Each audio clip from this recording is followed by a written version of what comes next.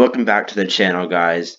And today we're going to be doing a Green Bay Packers salary cap simulator run through, per one of our subscribers' request. I'm really excited, and let's get into it. So we can make a lot of moves this offseason. Right now we're about 11.5 million in the red, or like we have to get that much money to get back to normal. So we'll definitely looking to make a lot of moves to create more money for this year, so we can sign some players.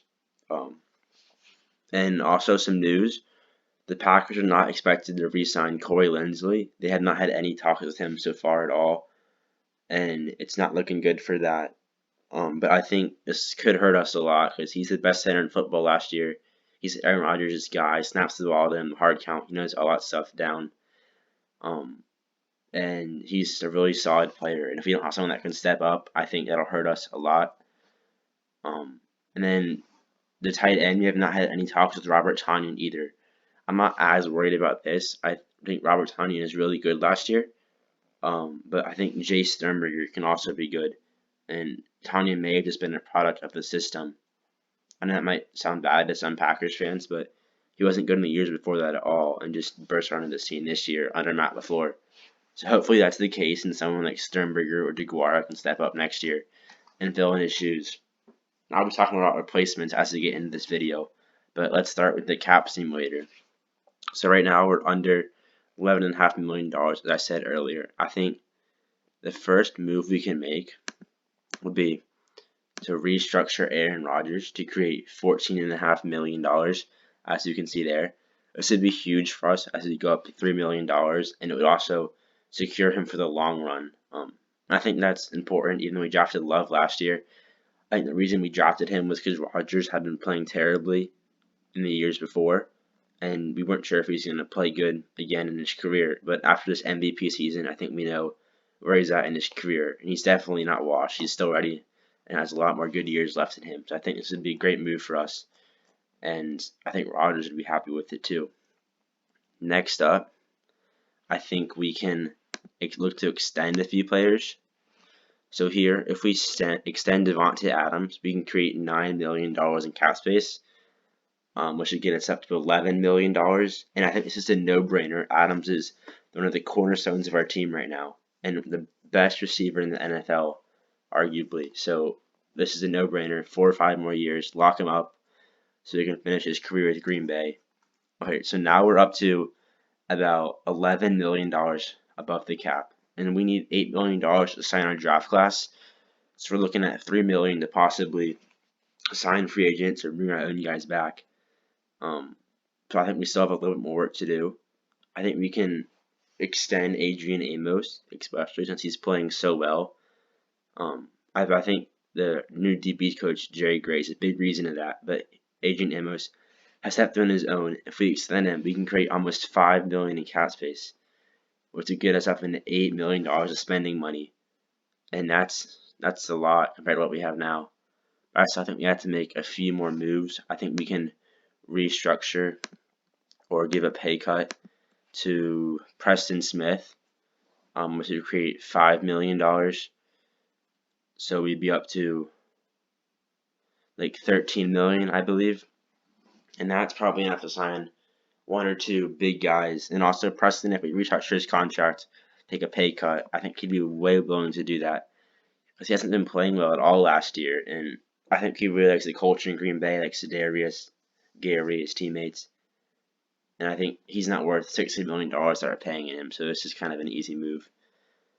Next up, I think this might be a little bit risky, but I think we can extend Zadarius Smith. If we want to keep him, because he's only 28, I believe, or 27, and give him another 2-year deal, so he retires when he's 32, or at least ends his contract in Green Bay when he's 32.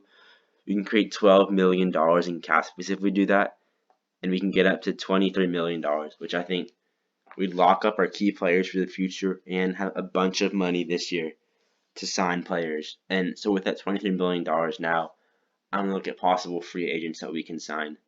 And one of those big guys is J.J. Watt. I think with this $23 million, we can easily sign him, give him about 9 to 10 million, maybe even 8 million his first year, and backload it towards his final 2 or 3 years, however long we sign him for. Um, so that probably gets about $14 million in cap space to spend now, and we get a great player, have a great homecoming, fans love him. I think it's a kind of a great move for us. And I think to replace Corey Linsley at center, I think we'll move Elton Jenkins back there. That's what he played in college, kind of his known position.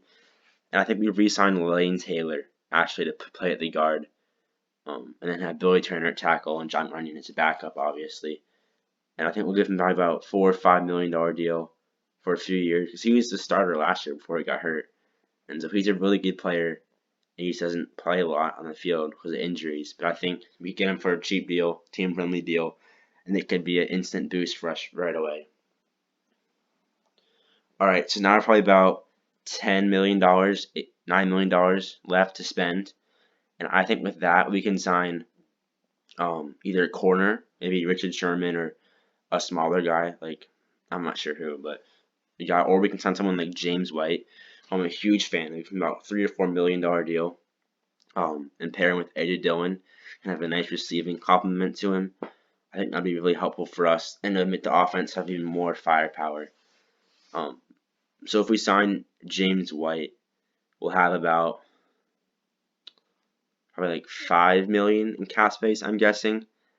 And with that, either we can just hold it for next year, or we can look to actually we need to say that for the draft class. So we'll save the 5 million for the draft class, and our free agents we can have sign an offensive tackle or guard, and J.J. Watt, and either a corner or running back. I think we can sign a few players with all these moves that we just created, to put our team over the top next year. Because as Brian Gutekunst said, we're wanting to go all in this year, and I think these moves, especially extending and restructuring some of these players' contracts to backload them, is an all-in move, and it could help us get to Super Bowl next year.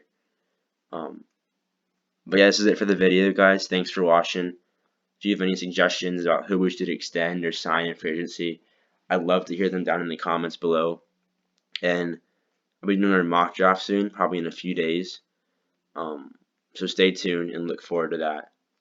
And I'll catch you in the next one. Peace out.